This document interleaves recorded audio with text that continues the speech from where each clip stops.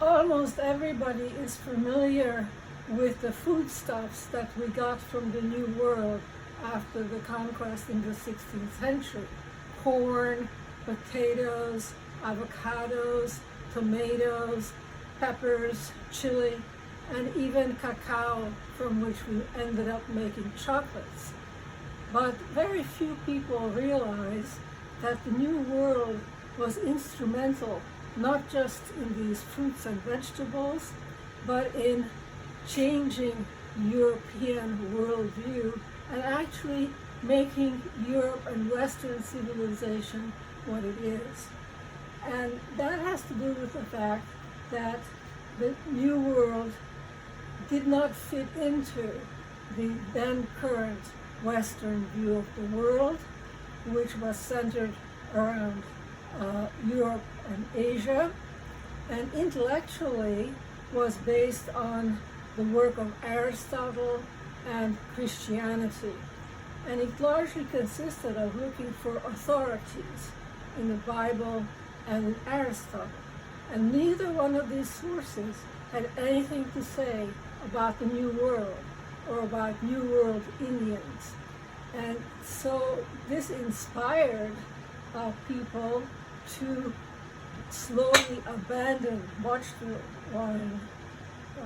abandon these old authoritative sources and do what you had to do with the New World, which is to look and observe and try to figure out what is going on with your own mind and your own prosaic self. So this led to the development of science, in which observation and eventually testing and conclusions became much more important than the sources of ancient authorities. Now, oddly enough, although the New World had all these ramifications for Europe and European thought, it actually, the actual cultures and the remains in the New World were not of all that much interest and were not observed very carefully in the beginning years of the conquest. So much so that even though these ruins have been there in the plains and in the jungles for hundreds and hundreds of years, we haven't really known what they meant or what kind of people they were until very recently, when we became interested not just in what they brought us, but in what we could find out about them. And one of the most spectacular places of all of these is a site outside of Mexico City called Teotihuacan, a huge site with large pyramids. I'll show you pictures in a minute, which we did not understand until the 1960s, even though the conquistadors walked around the ruins and told us about them, but we were not privy to what they were about until recently. So, for example, the first exhibition of Teotihuacan and its art was in 1993, only a few decades after it was discovered that it had been a huge city of 100,000 people living there from something like 1 AD to 500 AD. And that is true of many of the other cities of the New World. Now, Teotihuacan is the granddaddy or grandmother of them all. It has these great pyramids that are as big as the pyramids of Egypt, which you can see over here. And not only they don't just have one, they have at least 2 or 3 smaller ones. And huge avenue, 3/4 of a mile long, between the 2 pyramids, that is as much as 40 meters wide, with buildings on all sides. Now the intervening structures have no longer survived, only these big ceremonial buildings. Now the amazing thing about these buildings is that they were erected with stone tools. The conquerors were looked down on the stone tools and saw them as primitive and never asked the question of how did these people build all these things with stone tools, and where were they living? And what it turns out from new excavations is that they were living in masonry compounds, multi-family dwellings, quite high quality with mural paintings, and these were people who were responsible for the monuments and for the city as a whole. And as I'm trying to, it is actually the hugeness of it that is most amazing, that is over many, many miles. And as I say, begs the question of how they built it with stone tools, what kind of leaders they had. Now, the early colonials simply assumed that they had some kind of pharaoh-like despots who made them build these things. But recent work, including my first book, which is the first book on Teotihuacan, came out in 1997, really quite recently, argues that they had collective leadership, something like a republic. Now, the presence of cultures like this, and the fact that we are still debating how they were organized, it begs the question of what the Stone Age was like, and why was it so different in the New World, so luxurious and long-lasting in comparison to the Old World. This is not a question that was ever asked by European conquerors, and they were also not aware of how far back these civilizations went, to about 3000 to 1000 BC, which is just about the time of the Egyptian pyramids. So these civilizations were as old as that. And in the meantime, they were not a single large kingdom as in Egypt. They were more like Europe, in consisting of separate states with different languages, like Spain or Norway, and never really conquered in a single empire in Mesoamerica, although the Inca in South America managed to create a large empire out of this mosaic of smaller cultures. So while Teotihuacan is the most spectacular, there is a great deal more in the New World that is waiting to be explored. When the Spanish came after Columbus discovered the Bahamas, when the Spanish conquistadors came, they were primarily interested in gold. And it has raised the question for me as to why the Spanish did not just set up trading relations with the Aztecs in Mexico and the Inca in South America. Why did they have to conquer them? And they conquered them, they did, very quickly and very brutally. So the gold and silver they could have had anyway. Were they so anxious to convert the Indians to Christianity, and it was a kind of crusade, and that's why they went on the conquest?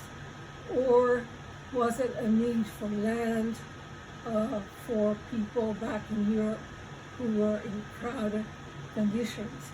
But there were European cultures right next to Spain, like the Portuguese, who went all the way down the coast of Africa, happily trading for many years and not conquering the inhabitants, and also went to Japan, where they set up trading relations and did not actually conquer them. So the question remains, there are many questions that still remain about the conquest of the New World and Europe's relation to it.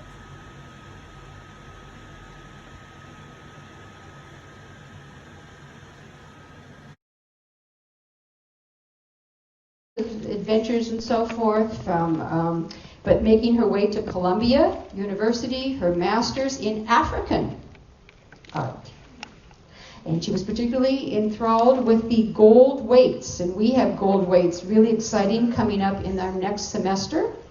And but then she made her way to pre-Columbian, to the arts of, let's just say, Mesoamerica, South America, and so forth, and her PhD and so forth. By the time she started there, more or less, in the 1970s, her oral exams in 1960s, her oral exams in 1968, and then on to her PhD in 71, and so forth, or continuing on. And then she was a full professor by, I'm going to say, 82. Is that correct? Yeah. 82. So she has been involved at Columbia teaching, scholarship, and so forth in pre-Columbian art and all things in between, many cultures, for over 40 years. She retired in 2013 with a fabulous send-off by some of her former students and all sorts of scholars, and put together manuscripts and so forth, including Kate Morris, who was here not too long ago. And so we're very, very honored today to have someone who intellectually has devoted her life to the study of art, but also to the studies of cultures. And she would like to begin by talking about one of the essays here in this book, her latest out of 14 books, really that deals with the fact that Teotihuacan, Mesoamerica, and so forth and so on, stone tools. How do you build these colossal cities and buildings? Stone tools. So let's start with that. Okay, first let me see if you can hear me. Yes. Yes. Okay. This began in an interview with the BBC, where I was asked to talk about the great Olmec colossal heads. And I said this and that, whatever I could think of about them. And on the way home, I thought to myself, I never mentioned that they were carved by stone tools. And in fact, most of the scholars, including my fellow Molly, never said a word that Teotihuacan was created by a Stone Age stool kit. And so I began to ask myself why it is so. And it is often it's often been mentioned, of course, by the conquerors and others, how primitive the New World people were, because they did not have metal tools, they had stone tools, they did not have farmyard animals, they had no wheel, they had human sacrifices. And how come they built things like Teotihuacan and all these other things? I talked to some anthropologist friends who have told me that stones are actually pretty good to work with. Basalt makes a good hammer, flint and obsidian are very sharp. But nevertheless, even though there was gold, there was bronze, how come the New World did not develop metal tools? I mean, were they just stupid? And the answer came to me very, very easily, but not so much from the New World, but from the Old World. Because I asked myself, why did they go from stone to copper to bronze to iron to steel in such a short period of time? What was happening there? I mean, were they that much smarter? And it was very clear that the old world situation was very different. People came from Africa, moving on to Europe and Asia. There were already various hominids there, like the Neanderthals and the Denisovans and others. And it was a situation of competition and conflict from the very beginning. And when civilizations developed in the old world, there were at least 4 major ones and many secondary ones, and they were in conflict with each other and in competition. And the result of conflict and competition was that there was an enormous premium on the creation of better weapons, on the creation of sharper weapons. There was also interaction of ideas. Ideas came from one civilization to another. So that the situation was very different. It also became evident to me that in the old world, a great deal of invention, and having to do specifically with weapons, had to do with war.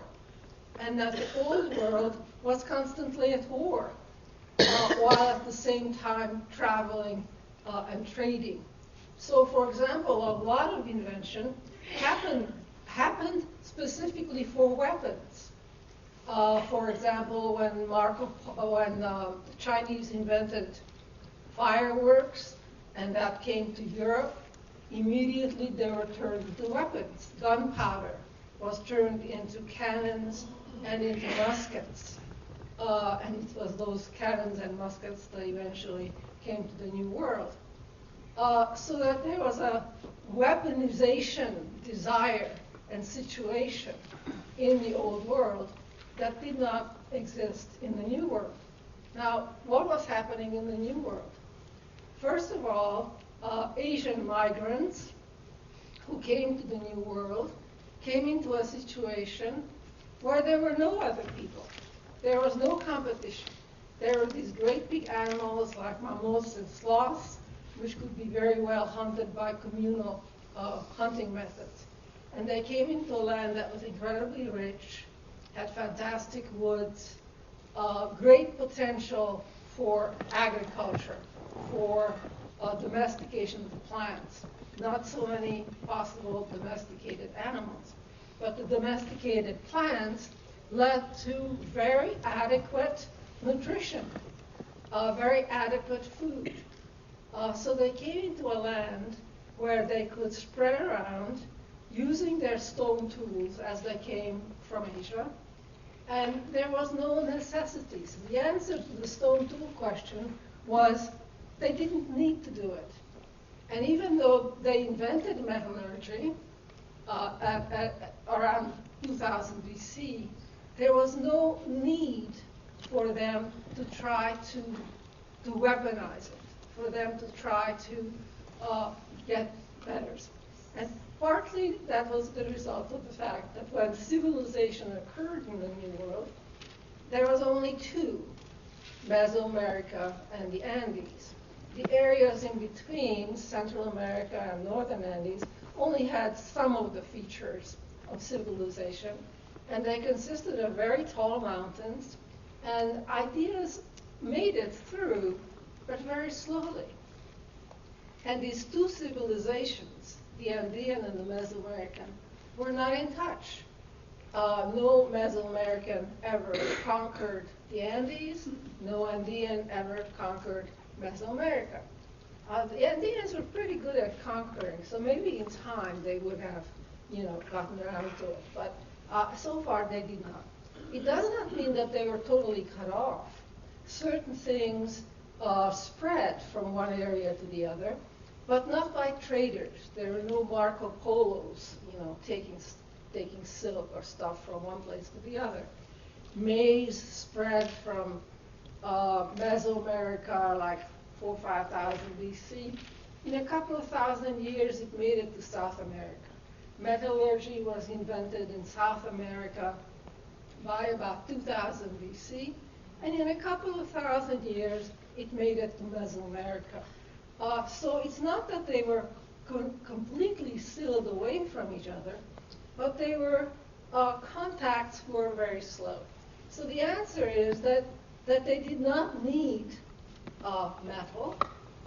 They had bronze, they had gold, they had silver, and they used them as ornaments.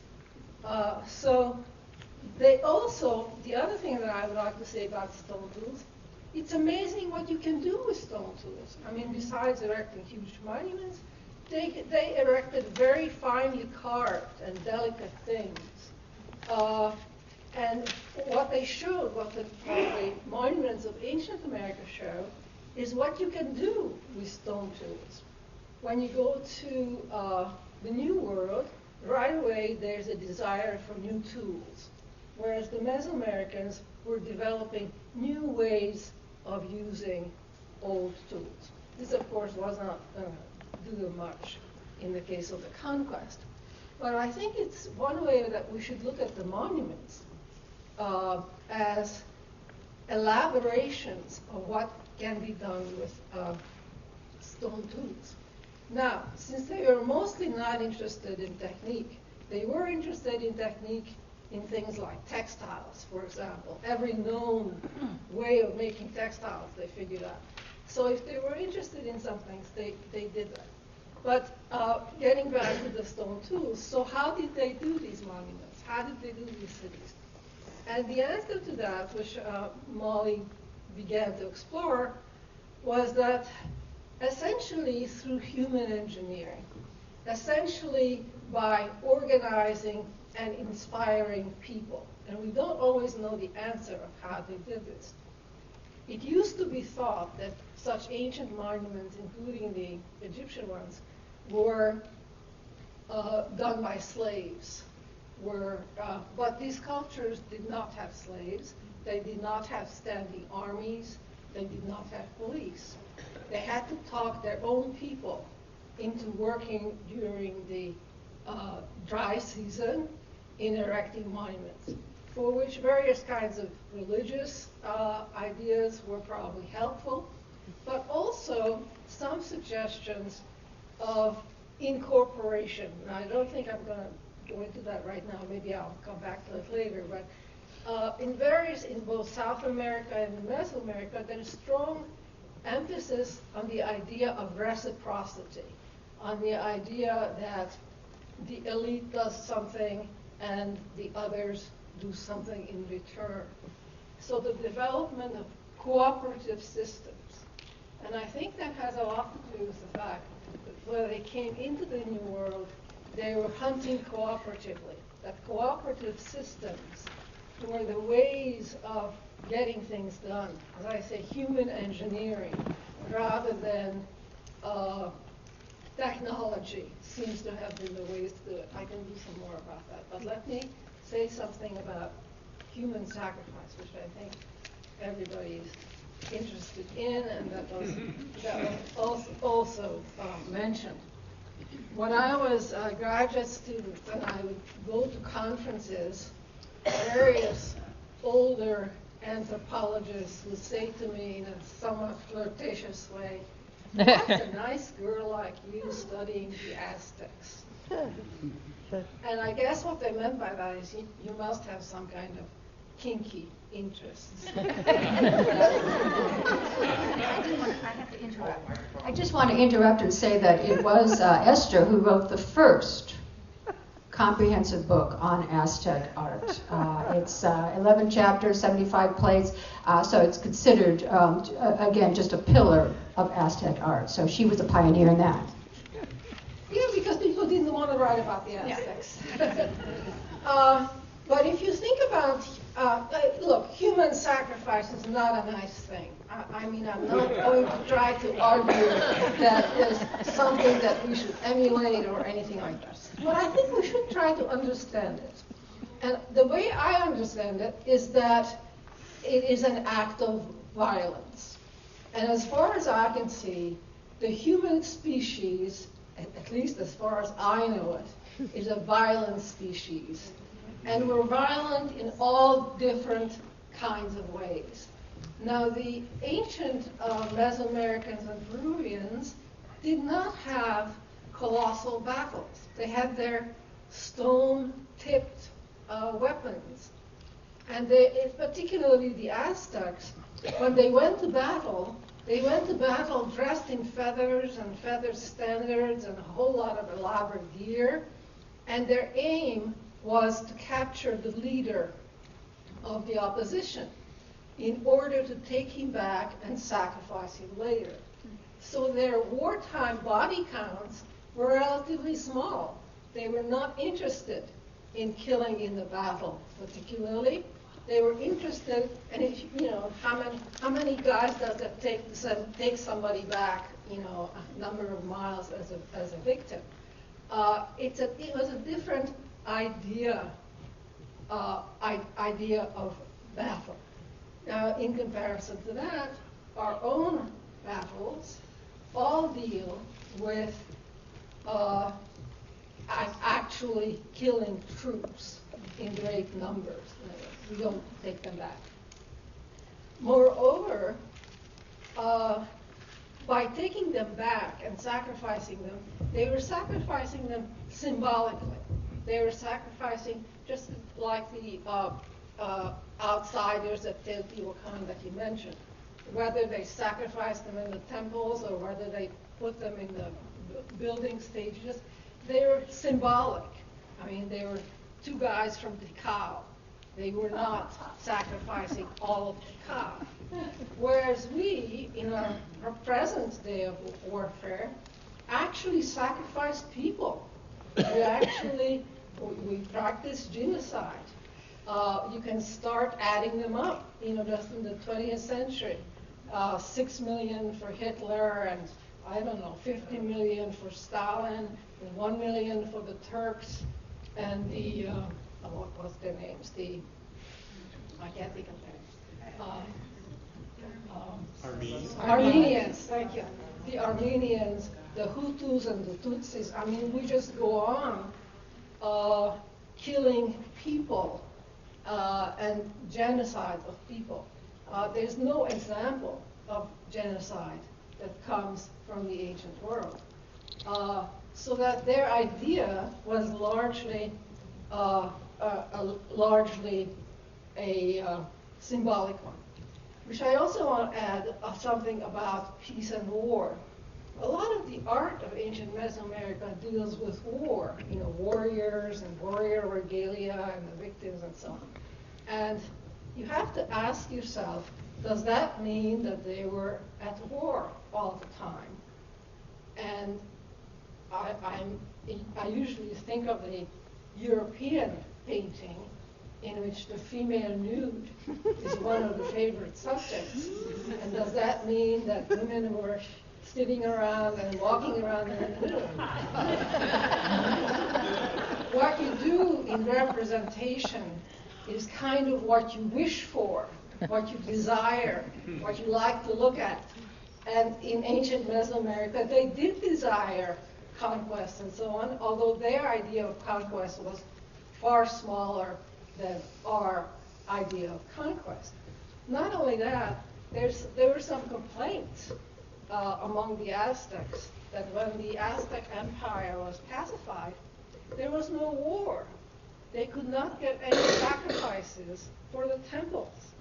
And so two states, the Aztecs and one of their traditional enemies, decided to come together periodically to stage a kind of fancy war in order that both of them could take prisoners home. And now this story is usually told from the point of view of sacrifice. You see, they wanted to take sacrifice. But I'm going to tell it from the point of view of peace, because it means that they had to do these artificial tournaments because there was peace. And that in fact, the ancient world, except for a lot of wars with neighbors and stuff like that, is relatively at peace. They were not threatened by, Mesoamericans and Andeans were not threatened by each other. They had no boating people, vandals, who were threatening them. Europeans also had the horse nomads. The horse was a domesticated somewhere around 5,000. And horse nomads came raping and pillaging at periodic intervals, every 150,000 years. There was nothing like that in the New World. There were no invasions that they had to be afraid of, that they had to worry about. What? Oh, sorry. There are no invasions of people that they had to worry about. So they had a relatively peaceful time, nevertheless feuding with their neighbors and all that sort of thing. So now I lost my train of thought here.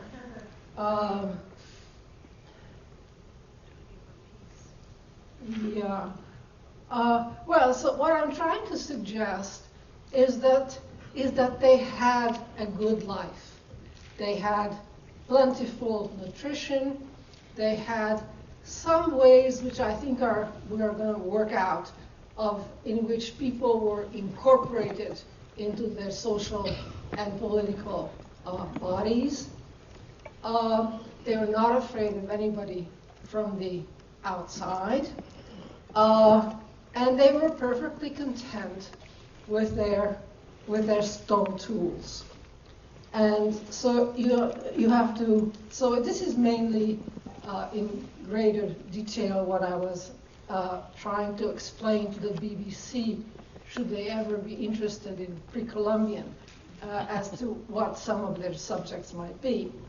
So, for example, when I tried to imagine life in ancient America and what it would have been like, not necessarily in the middle of ceremonial and sacrifice, although I'm certainly not denying that was there, I would say that they spent a lot of time building. And the reason they spent building is that it was a way of bringing the community together, working on a joint program, however that was exactly defined. People sat around, men and women, weaving textiles by the millions, both in Mesoamerica and in Peru.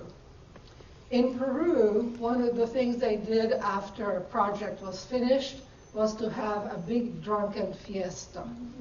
And in fact, drinking is described as one of the major problems in Peru of fermented chicha.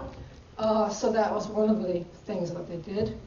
Another thing that they did in Mesoamerica, they were very fond of homilies, of speeches to young people and to visitors and to others about righteous and proper ways of behaving, which, if those translated passages indicate, were very, very boring and bored themselves to death too.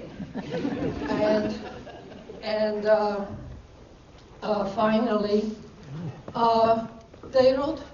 there was wonderful music, especially among the Inca, which unfortunately has not survived except in colonial versions and in versions that have affected our modern pop music in the form of songs by Paul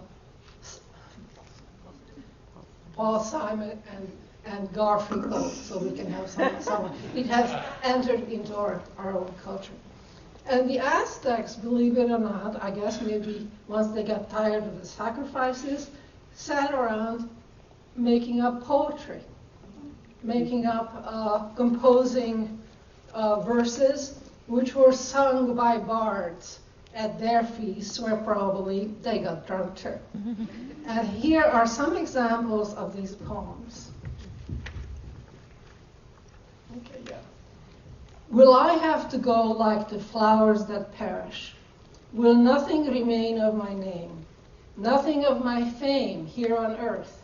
At least my flowers, at least my songs.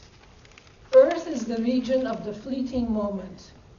Is it also thus in the place where in some way one lives? Is there joy there? Is there friendship? Or is it only here on earth we come to know our faces? Now that's a poem that could have been written by anybody from any culture. And there are quite a number of, quite a number of others, a volume of others that was collected by the Spanish, indicating that besides the gods and the Tlaloc and the rituals and whatever, people were people. They were concerned about life on this earth. They were concerned about life after death. Here is another poem. Let me see if that started on the previous page. Yes.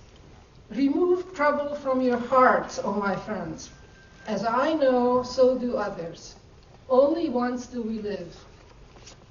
Never mind the afterwards. Let us in peace and pleasure spend our lives. Come, let us enjoy ourselves. Let not those who live in anger join us. The earth is so vast. Oh, that one could live forever. Oh, that one never had to die. How about this? What are you meditating? What are you remembering, O my friends? Meditate no longer. At our side, the beautiful flowers bloom. So does the giver of life concede pleasure to man. All of us, if we meditate, we remember, we become sad here. Not forever on earth, only a little while. Though jade, it may be broken. Though gold, it may be crushed. Though quetzal feather, it may be torn. Not forever on earth, only a little while. So, there's very little of this in the ancient world that has survived. It is just so happens that Aztec poetry has survived, that bits of music have survived. And I think one of the points that I would like to make is that they were not all that different from us. And that's why on the cover of my book I have the hand of an artist with a brush from a Maya engraving, just a hand and a brush, and again, it could have been done by anybody. Thank you.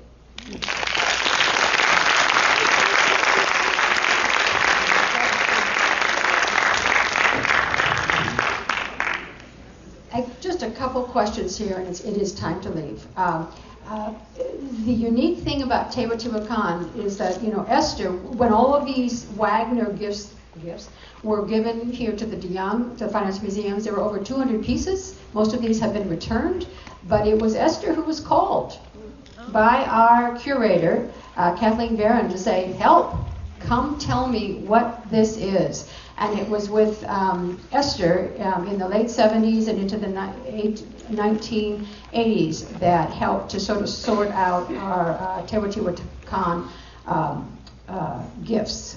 So she has a long history, and she was one with Kathleen Barron, the former curator of AOA.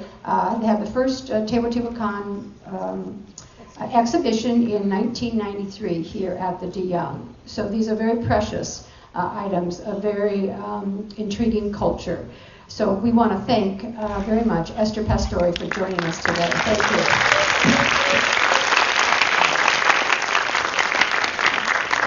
She's going to sit here. If you'd like to bring your book down or go buy a book, just right outside here, there are limited copies, and we want to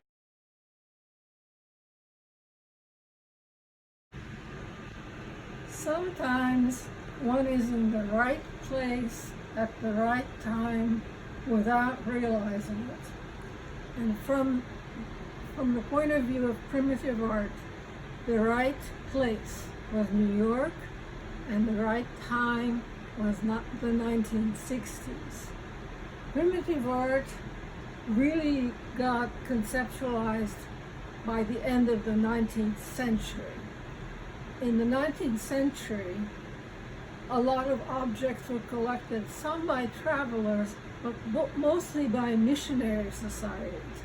Missionary societies fanned out all over the world in these small societies, and to prove to their members that their money was well spent, they brought back collections. of all kinds of things like masks and figures and baskets and whatnot. And these things were not destroyed because they had a place to go. By the middle and end of the 19th century, there were museums all over Europe, and these things did not qualify as art then and were not placed in the art museums, but they were placed in the so-called natural history museums. And they were put there with dinosaur bones and stuffed animals and minerals and all kinds of other objects that they thought would be interesting for science. And the second development that was happening in the 19th century was the development of photography.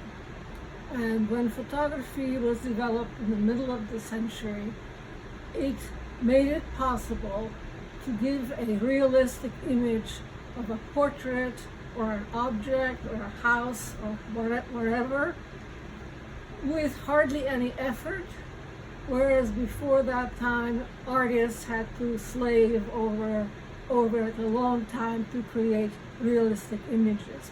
So all of a sudden a major purpose of art and artistry disappeared because it was easier to photograph it. So what were artists going to do?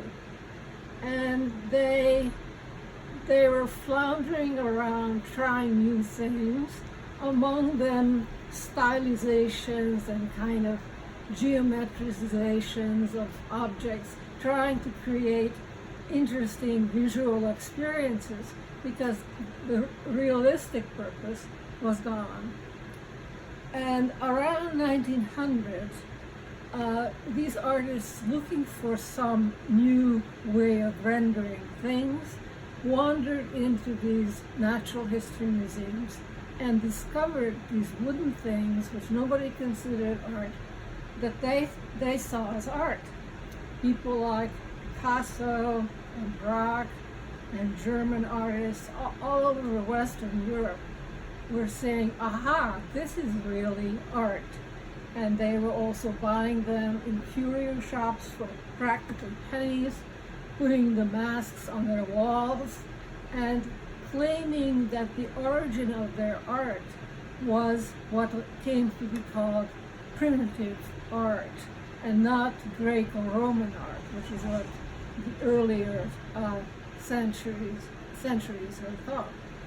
And this interest exclusively by the artists in the beginning gave rise to some art critics and some writers who started saying, yes, isn't this stuff really great? And as this movement began around the 20s and the 30s, various people, including anthropologists, began to go back to these places and found that people were still making these things. And they were still making masks for elaborate masquerades. They had men's houses, they had sculptures of ancestors, they had all kinds of things. And they began to record them. And in the artistic world, those interested in modern art therefore acquired an interest in primitive art. So much so that by the 1950s, in New York in particular, there was a museum that was devoted to primitive art that was one block away from the Museum of Modern Art. And the money behind it was Rockefeller. And it was actually in one of the townhouses of Rockefellers that had the first museum of primitive art. Although, of course, you had the stuff in the natural history museums, but these places brought them out as something special and something extra. And only then, in the late 40s and the 50s, were professional academics began to be interested in primitive art. And one of the earliest of these was a man called Paul Wingert. who started teaching at Columbia. And he was the first person to teach primitive art in an American university, followed by his student Douglas Fraser, and they began to give courses in primitive art. Now, when I went to graduate school in the 1960s, this was all already in place, but I certainly didn't know any of its history, and imagined that had all been there from time immemorial, that they had been studying these. But in fact, I was studying with the two pioneers in the field. Paul Wingert's major book was called Primitive Art, and I think in some competition, his fellow Douglas Fraser, his book was also called Primitive Art. And as primitive art, it included art from all over the world. Paul Wingert's book had a section on Oceania and on Africa and on American Indian. Douglas Fraser started out with the art of the Torres Straits, and even I don't quite know for sure where Torres Straits is, somewhere in Oceania. And then he moved effortlessly over to African art. There was no major specialization or anything like that.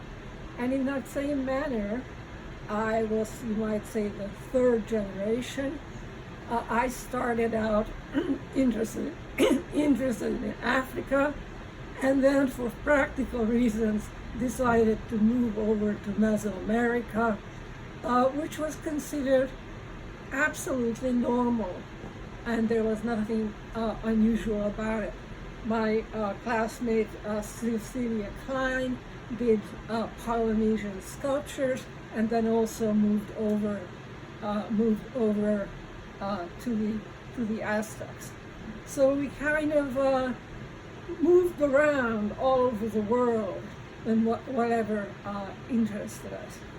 By the 1970s, even by the late 1970s, among scholars, there was dissatisfaction with the term primitive. They said, this is not primitive, this is sophisticated. It is in fact more sophisticated than the modern art that was supposedly inspired by it. So we should not be calling it primitive. And for a while they sat around trying to figure out what to call it. There are those who wanted to call it non-Western art, but that was too big. There are those who wanted to call it tribal art, but that was too small. There are those who wanted to call it ethnographic art, but nobody knew what that meant. So in the end, there was no term. I was hoping that primitive was, to be sure, pejorative, but like other pejorative styles like Gothic and Baroque, eventually it would stay, but it would lose its pejorative connotation. But no, people wanted to get rid of it. And as to what to do with it, eventually turned out to be decided by museum people who had to put the stuff somewhere, and they had to label the room something. And what they did was they used a geographic approach, so they divided it into African art, Oceanic art, American Indian art, Indonesian art. It became totally geographic. And the work that people did was also limited. People who did African no longer did Aztec. People who did Aztec no longer did Polynesian.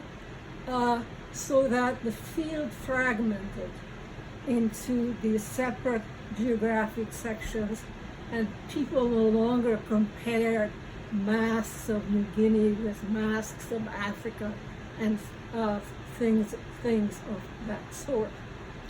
And at the same time that you might say the scholars dismembered primitive art in this way, political and economic forces dismembered it another way. By the 80s and the 90s, there was enough globalization and commerce going around through all parts of the world that was growing in these remote areas that were once called primitive. So much so that things began to disappear. When I was a graduate student in the 1960s, all these traditions still existed. You could go to Africa, you could go to New Guinea, you could go to many, many places, and the old objects and traditions and festivals still existed. And people were madly photographing and filming and recording all these traditions, and already the museum people were behind them, collecting them for the museum. And to prove to the extent that these traditions existed, I want to mention the sad story of Michael Rockefeller, who was, I don't know whose son he was exactly, but he was a young Rockefeller, who was in New Guinea in the 1960s collecting for the museum, for the Museum of Primitive Art at that point, and then disappeared.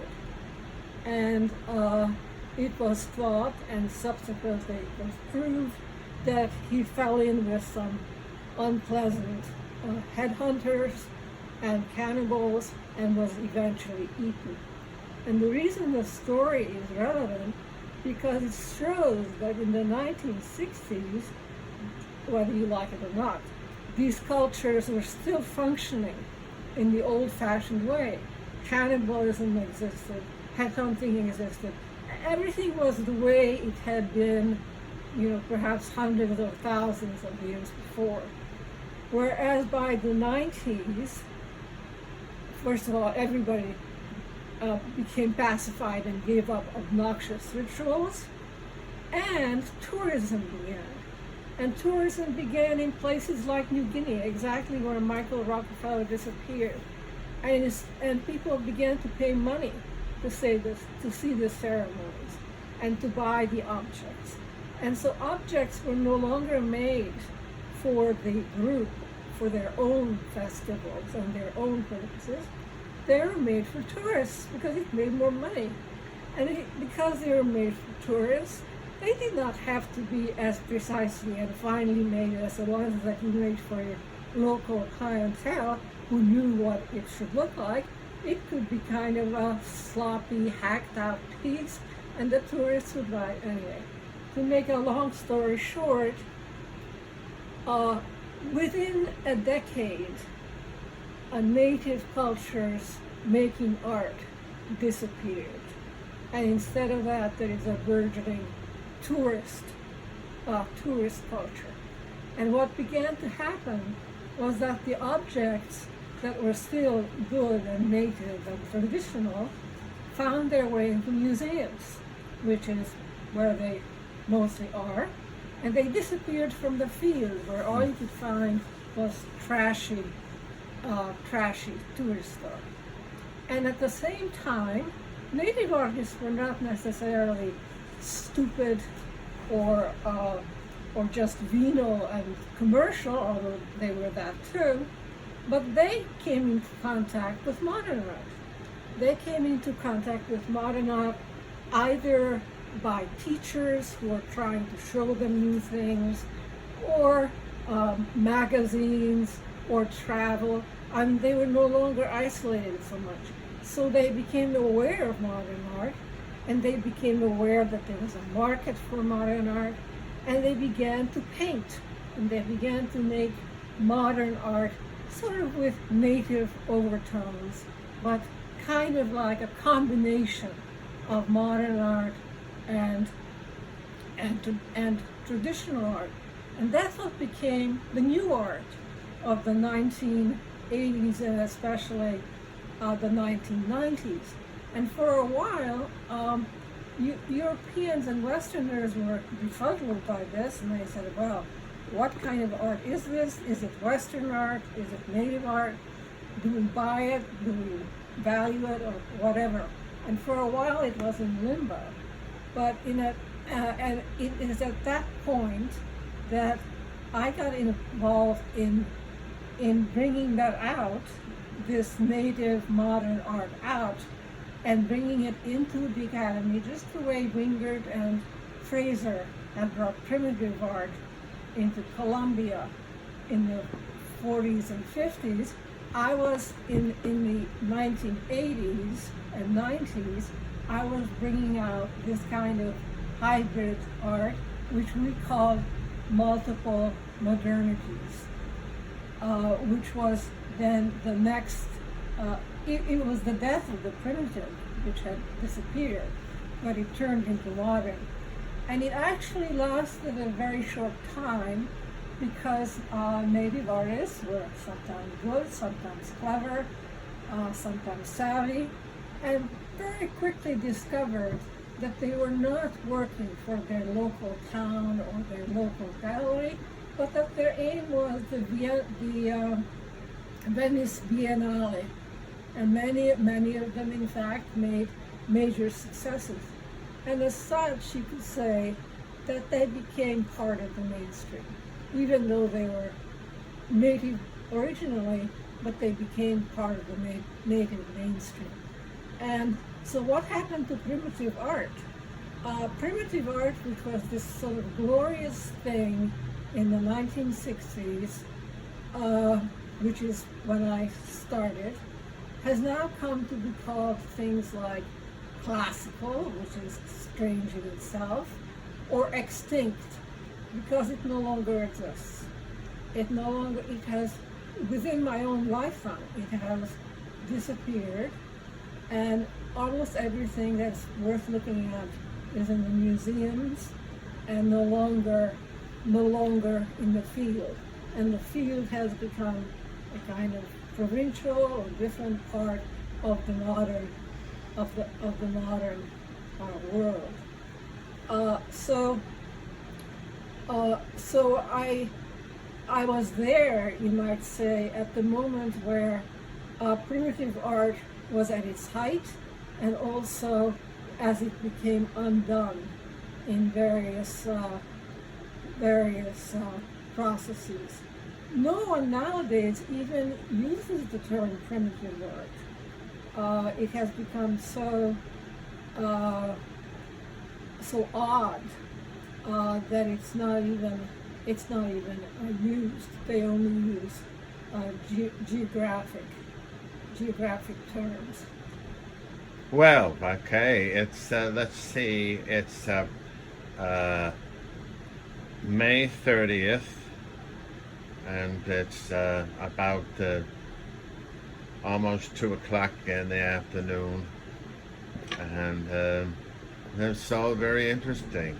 Let's continue the conversation on other topics at another time, okay? Esther, why do you like to write fiction when you've spent most of your life writing non-fiction? Well, the reason I like to write fiction is because you can explore the feelings of people that are not available to you as a historian. I mean, in Daughter of the Pyramids, I wanted to avoid the usual novels about ancient America that are full of sacrifices and blood and guts and dark feelings. I wanted something light, something that was a romp, that had love in it, that had humor, and that took place in ancient America. So I devised this idea of a graduate student writing a novel in which she becomes a part of it accidentally. She discovers the time travel, and she becomes her heroine, to the point that she can't escape and go back. And one of her tasks is to figure out how she can possibly go back to her home, which is in Morristown, New Jersey, meant to be the opposite in romanticism to Teotihuacan and to Tikal. And in the middle of this story, I wanted her to be in love, or at least in a relationship with a Maya lord who is kind of in love with her, but not all that nice to her, a kind of fascinating character, and who ends up having the codices of the books through which she can figure out how to move back in time to the U.S. But for various reasons, Lord Snow, this character, this Maya lord, is not the one that she stays with, because she's actually on a trip to Tikal.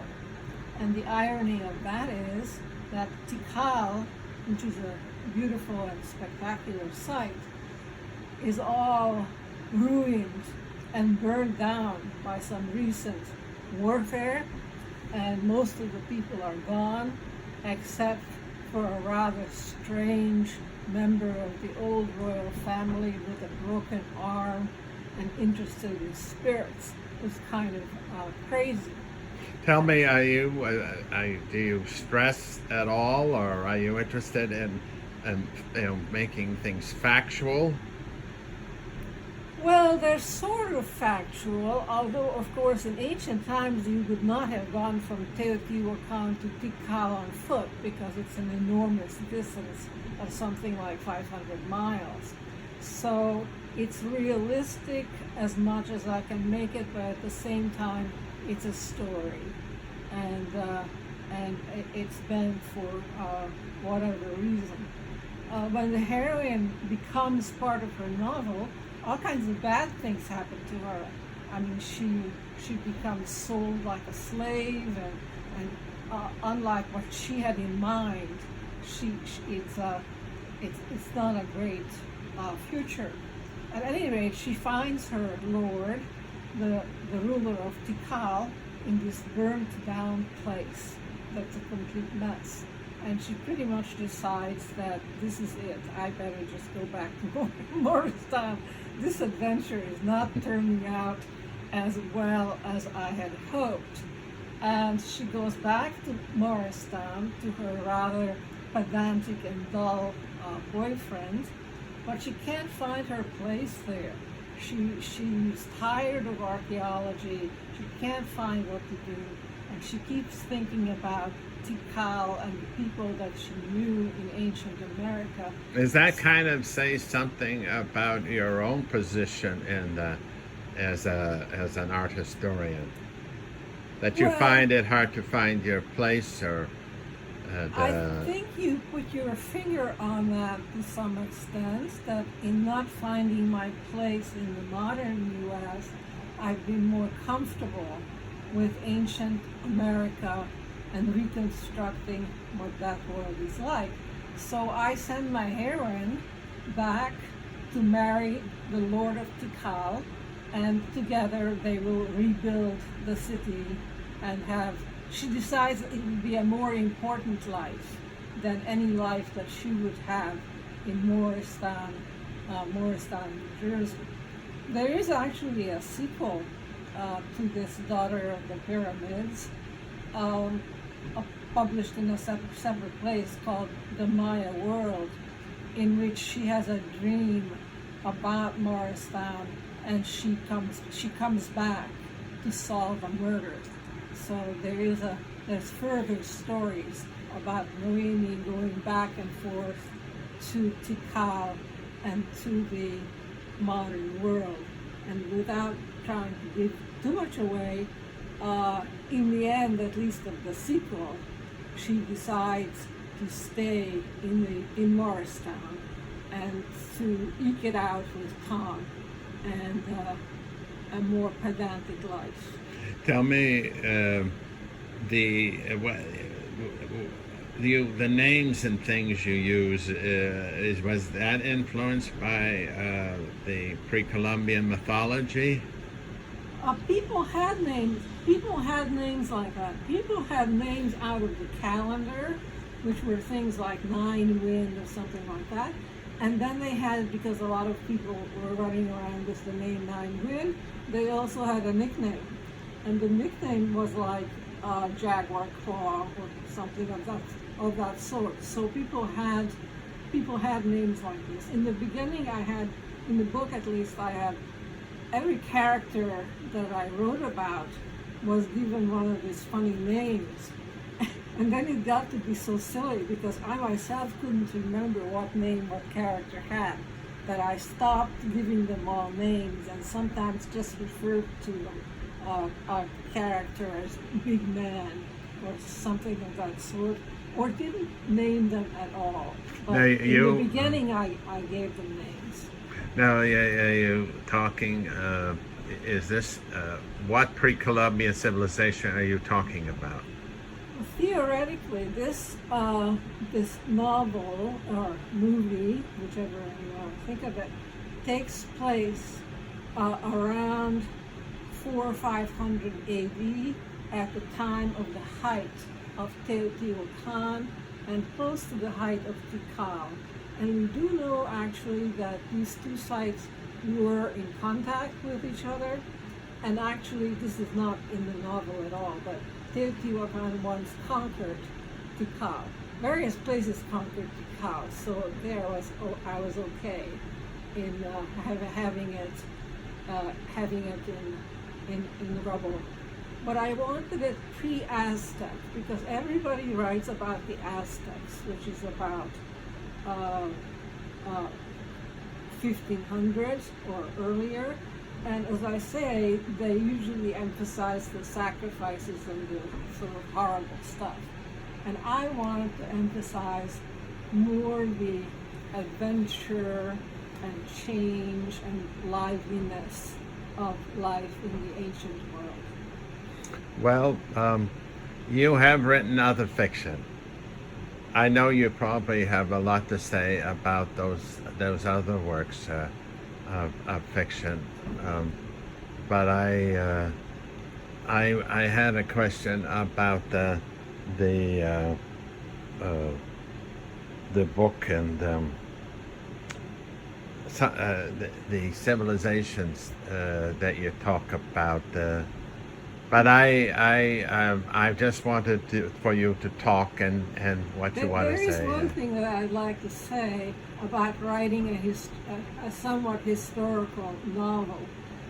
Even though I considered myself a specialist, an expert, and knew as much as anybody about these ancient civilizations, when you write a novel, it is amazing how little you know. I mean, you're trying to say, what did they have for breakfast? Or how did they say hello? Or all the things that you know from your own culture, you don't know you may know something about the pyramids, you may know something about the rulers, but you don't really know enough to put together a day in the life of anybody.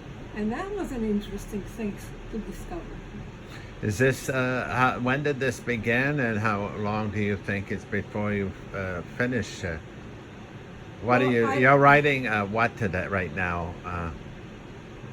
I don't think I'm going to write another historical novel. I did start this, I'm not sure exactly, in the 1990s. I always wanted to write one historical novel. And it was, as I say, it was not easy. And I've been interested in writing some ghost stories that were more spontaneous. But actually, what I find most congenial is a sort of loose combination of nonfiction and fiction and memoir and personal, rather than an actual fabricated story. Well, let's talk again some other time.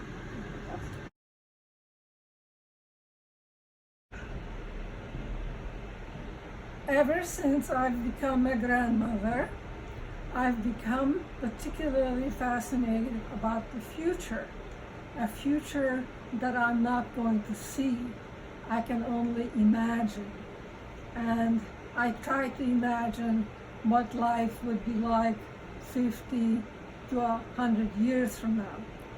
And it's very obvious that future life will be involved with computers and electronics and digital things, which were very new in my life in the 1980s, when I acquired my first computer, and I was already in my 40s. And from then on to now, I have been lagging behind 10-year-old kids who know a hell of a lot more than I ever managed to learn about computers. And in that short time, the 1980s to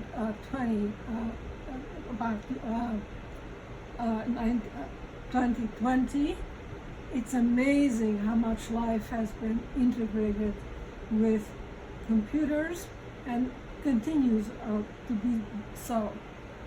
And I was especially struck by the famous astrophysicist Stephen Hawking, who was interviewed a couple of years ago and predicted that computers are going to be so smart and so sophisticated that they were going to kill off humanity, and that humanity better look for another planet to live on, because computers would take over here.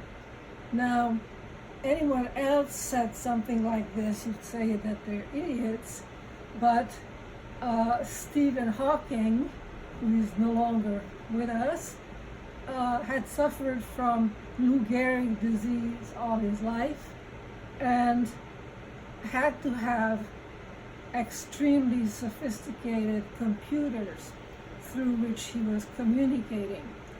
And because he knew how sophisticated these computers were going to get, that he made this dire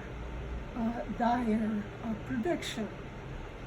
And this prediction made some sense to me as a scholar of Ancient America, in that the relatively primitive American Indians were conquered by the more technologically sophisticated Europeans. And it seemed like technologically sophisticated people conquer those who are simpler. So this idea was kind of interesting. In the meantime, since Stephen Hawking, in the last few years, it has become obvious to scientists and everybody writing on this subject that computers were not really becoming like humans. They needed some sophisticated humans to control them. They were extremely useful. They took care of all basic jobs and non-basic jobs, but some human had to be behind them. So the idea that computers would conquer us did not seem to be probable. And while I was pondering these questions about computers, the illness of the I'm sorry, I'm blanking out. Coronavirus. The coronavirus had entered the world, and as a way of dealing with it, all work life was pretty much shut down. People went home and they started working through their computers. Everybody who could, including school children, was working through computers.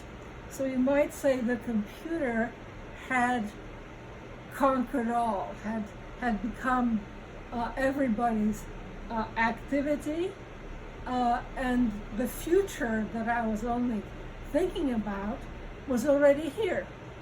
And because so many jobs disappeared with the computer, a lot of people had nothing to do and had no way of supporting themselves.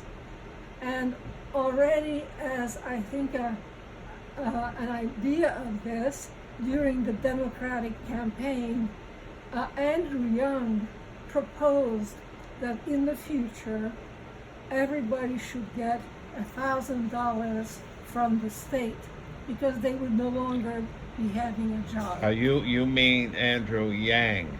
Andrew Yang. And everybody thought that he was crazy and he was ridiculous and he was a joke. But reality is moving faster than one's ideas of it. So once the virus came in and everybody who could moved on to computers, indeed there were hordes of jobless people with no way of making a living and also nothing to do. I mean, what were these people supposed to do?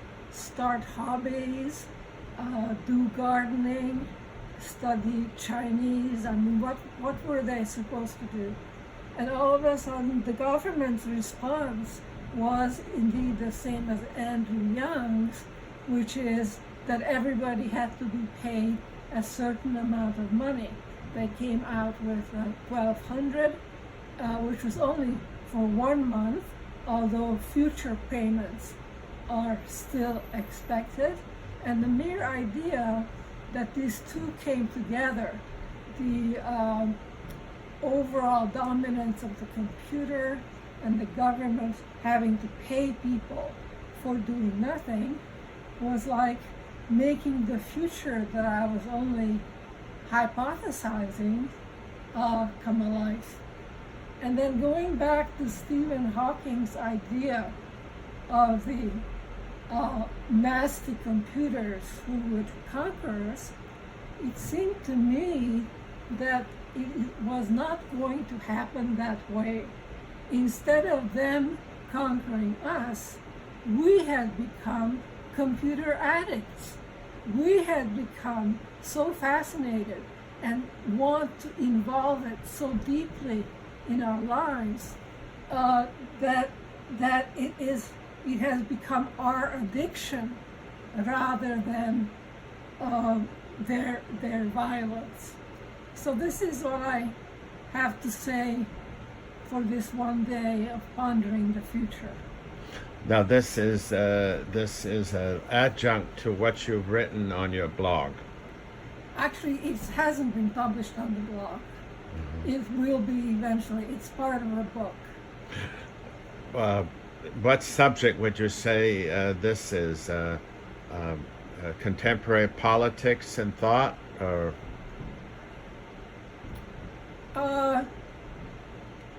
Contemporary politics and thought, although the idea of thinking about the future is ancient, is old. H.G. Wells and various other people have tried to imagine the future.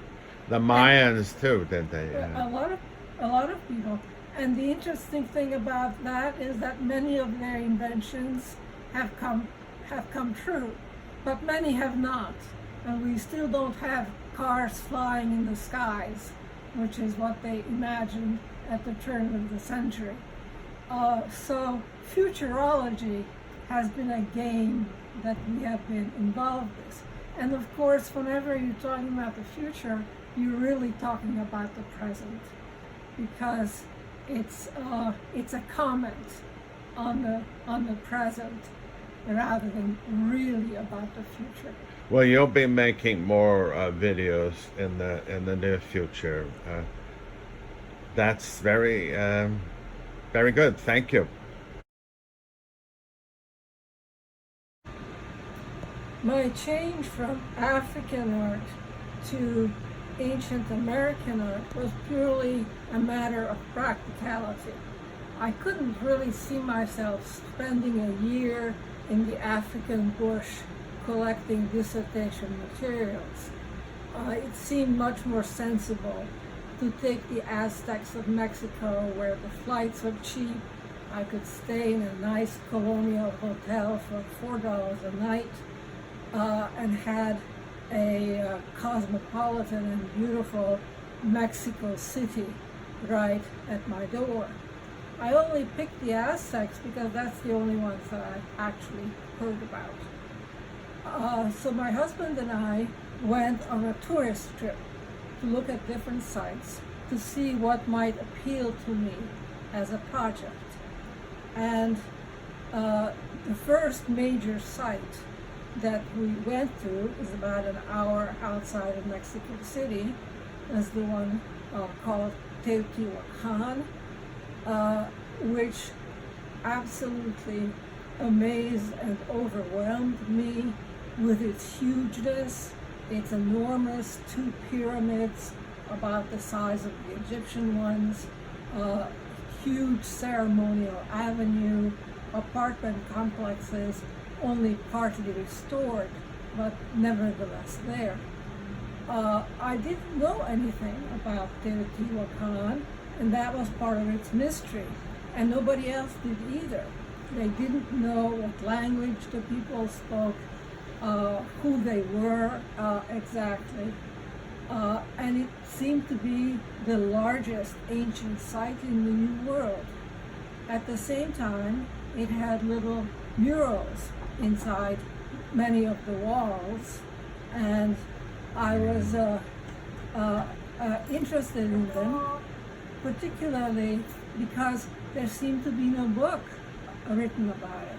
So it seemed like a perfectly wonderful place to write a dissertation on something unknown and mysterious, and yet absolutely grand. What I didn't focus on too much then, although I have since then, is that all that grandeur was made with stone tools. And I think most people at that time did not either, because they were so busy comparing the Mexican pyramids with the Egyptian pyramids.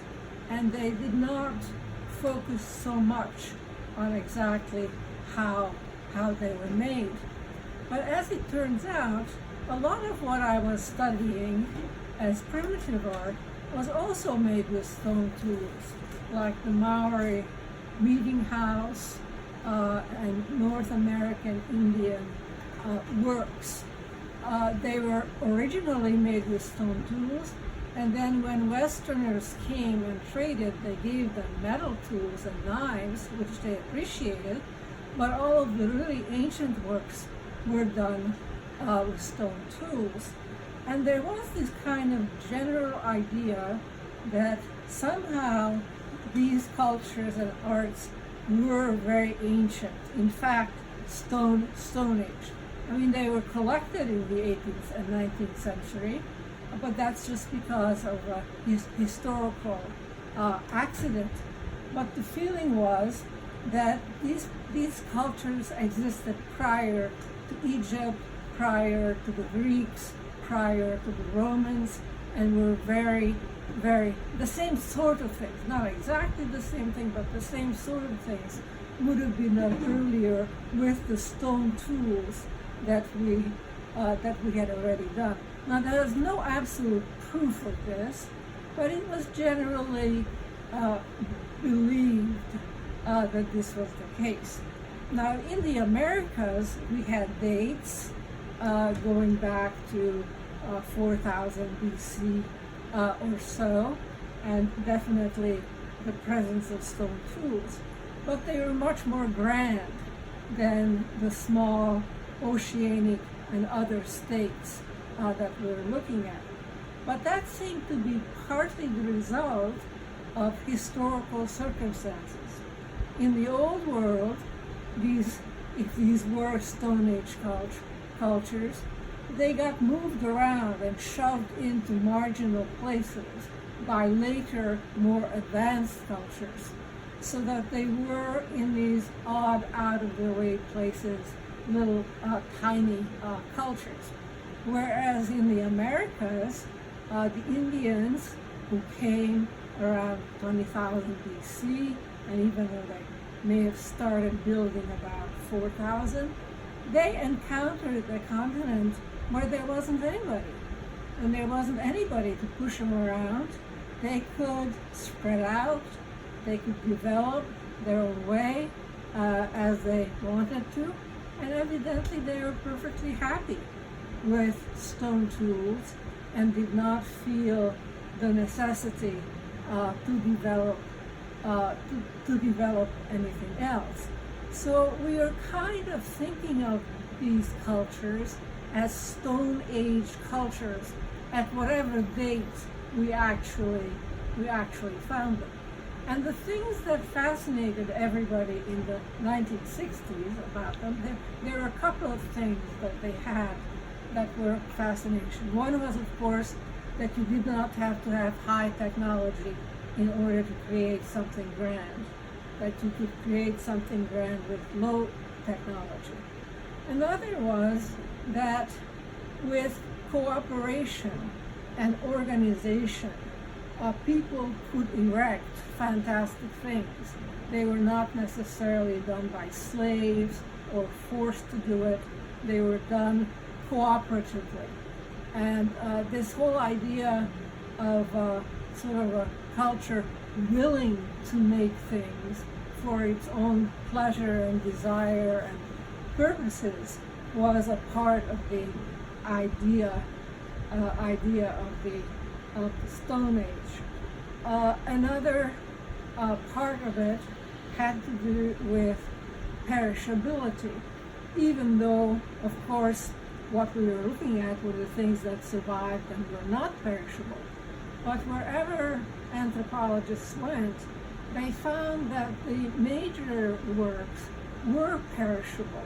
There's a wonderful example in the Papuan Gulf of a ceremonial called tevehe, consisting of very large bark cloth masks, which took the community months to make for a particular festival. And at the end of the festival, they are either put in a heap and allowed to rot, or they were sometimes put to the torch and burned. In any case, they were destroyed. They were not kept. So there was not this insistence of having these works of art around all the time, or putting them in a special place, like a museum or something of that sort. And in the 1960s, this was particularly admired because they felt that all that stuff that we have in the museums essentially inhibits the artist, does not allow the artist's creativity. Whereas in these Stone Age cultures, they got rid of things, or they allowed them to rot, so that the artist was always creating something new. And the something new did not have to look like the old things. It could look something entirely different. Sometimes some people gave up making things or borrowed them from each other. So it gave them a certain kind of freedom. And that was even true of ancient America, because even though we focus so much on the sculptures and on the pyramids and the things that survive, we know from descriptions and books that many of the important things were perishable. Featherwork, textiles in particular, are very big in the New World. And these were of very little interest to Europeans. Europeans actually collected a lot of featherwork and textiles, but did not really value them or appreciate them. A handful of featherwork has survived in the trunk in the 19th century, but of the textiles, almost none. They were given to institutions like convents and important people, but nobody particularly valued textiles in Europe, so that they never came down to us as such. So that the idea of these cultures was that they made fantastic things in wood and stone, but that their really most interesting things were perishable, and they were willing to innovate. They were not stuck in the imitation of old forms. Del, thank you very much.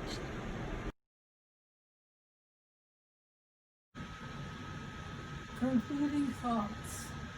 A friend asked me recently, how much do we know about ancient American art? And it was hard to answer because in some ways a lot and in some ways very little. The conquest took place 1521 in Mexico, 1531 in the Andes, and the conquerors were followed immediately by churchmen who took extensive information about what the ancient cultures were like. That is to say, first they destroyed everything they could, and then they collected information in folio books for posterity on what these cultures were like. These 16th century sources are totally authoritative because they belong to the time of the conquest, and they have been used by everybody the way in ancient Europe we use the Bible and Aristotle as authoritative sources. And between them in the 16th century and really the 20th century, almost no work or interest has been done on ancient America. And interest began in the 20th century, but at first largely in general books in which every culture was discussed together.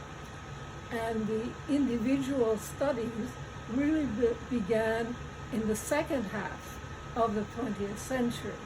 My book, Aztec Art, for example, was published in 1983, and it was then the first book written on Aztec art.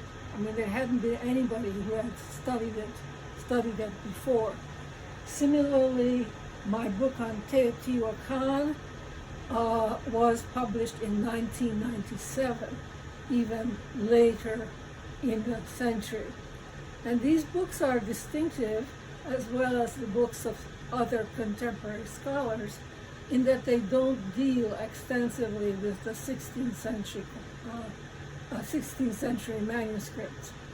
I found that those 16th century sources did not explain the questions that I had. And the questions that I had, I could explain by observation, extensive observation, and comparison within the culture, between objects. And that was the first time that these kind of approach had been done.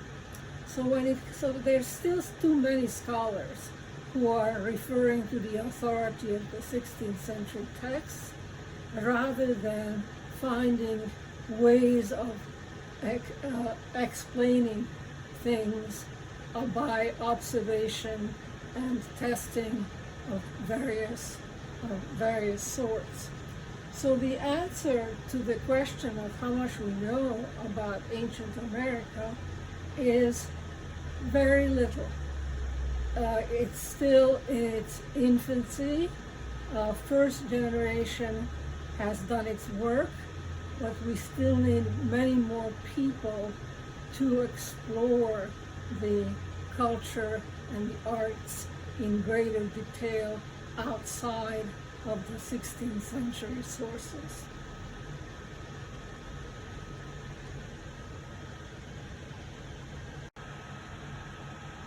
More concluding thoughts. I wanted to say a few words about South America, in which I'm not the major specialist, but which I have taught and have been interested in for many years. Research and publication lags behind Mesoamerica in this area, and there are fewer general books for the person who's interested in starting out in it. I actually put together a sketchy introduction in 2010, which is on the web, and it's called Inca Cubism. That was used by my students and is available to others. The point about South America is that because its art is more abstract, it has been less referred by Westerners who like realistic, naturalistic art and portraits. But in its way, it's just as complex as Stone Age culture as Teotihuacan. And my example of that would be the Inca road system. The Inca road system is an amazing construction, 3,000 miles long between Chile and Ecuador, consisting of two branches, a coastal branch in the desert and a highland branch in the mountains, with about 7 transverse roads between the coastal and the mountain branches. And I mentioned that as an equivalent of something like the Teotihuacan Pyramid of the Sun, in a more spatially spread out way. No one person could have ever seen it or gone through it. And it's another example of the extent to which ancient Americans developed stone tools and Stone Age techniques to build a civilization. South Americans did have metals such as gold and even bronze, but not for tools, mainly for ornaments. Colonial sources, which describe this road system with its rest stops and daily places to stop in like holiday inns, are one of our sources for it, but modern exploration and excavation has gone into actually proving where the roads went. So the conclusion that I would like to add for both Mesoamerica and the Andes is that technology does not necessarily determine the level of a culture, that these were Stone Age technologies and nevertheless created monuments that we think are so great that we often think they're built by aliens.